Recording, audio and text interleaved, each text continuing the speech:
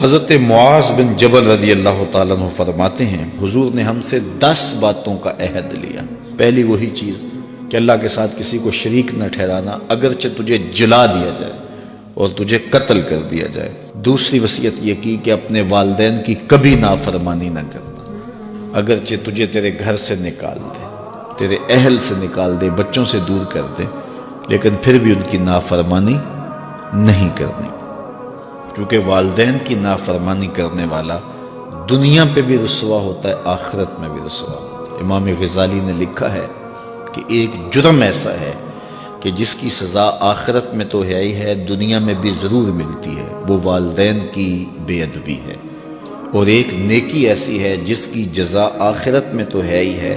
دنیا میں بھی ضرور اس کا صلہ ملتا ہے، اور وہ والدین کا ادب ہے۔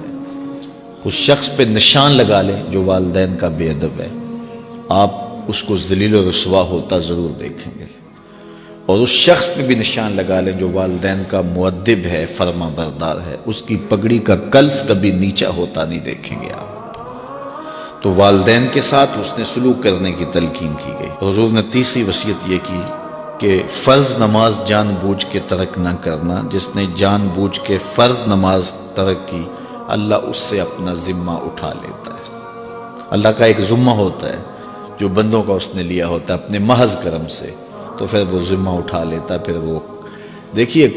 اللہ ذمہ اٹھا لے تو پھر وہ سوائے ذلیل ہونے کے اور کیا اس کا مقصوم ہوگا، تو ذلت ہی ذلت اس کا مقدر ہوگا۔ اللہ اکبر۔ آج ہم کہتے ہیں پوری دنیا کے اوپر کہ مسلمان کیوں ذلیل اور کیوں رسوا ہو رہے ہیں، 5-7% مسلمان جو ہے وہ نمازی ہیں، تو پھر جب یہ حالات ہوں گے تو پھر اللہ اپنا ذمہ اٹھا لے گا۔ جب وہ اپنا ذمہ اٹھا لے گا تو پھر ہمیں جو مرضی توڑے، جو مرضی مارے، پھر اس کا ذمہ ہی اٹھ گیا، تو وہ ذمہ ہم سے اٹھا لیتا ہے اگر ہم اس کے حضور سجدہ ریزیاں نہیں کرتے۔ اور یہ بھی حضور نے وصیت کی کہ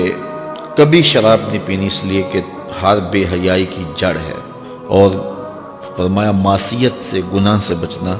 اگر کوئی گناہ کرتا ہے تو پھر اللہ تعالیٰ اس سے ناراض ہو جاتا ہے۔ چھٹی بات حضور نے یہ ارشاد فرمائی کہ جب جنگ میں کھڑے ہو تو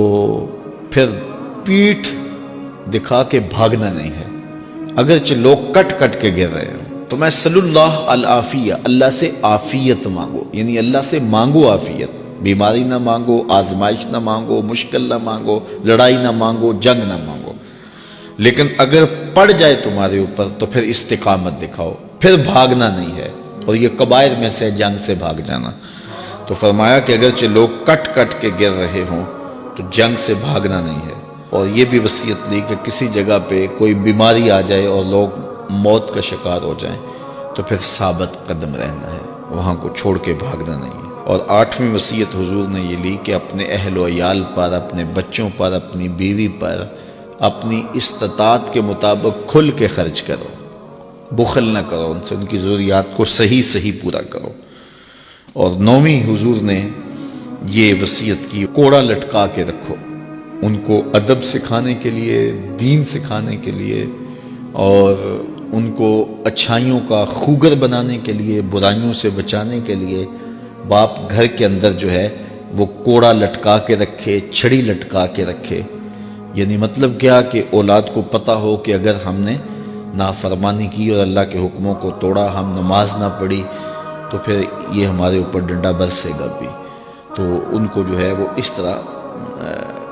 ان کے اوپر جو ہے یہ پریشر رکھو۔ اور 10ویں وصیت یہ کی کہ ان کے سینے میں اللہ کا خوف، اللہ کی خشیت پیدا ہونی چاہیے۔ جس سینے میں اللہ کی خشیت ہوتی ہے اس سینے میں کسی اور کا ڈر نہیں ہوتا۔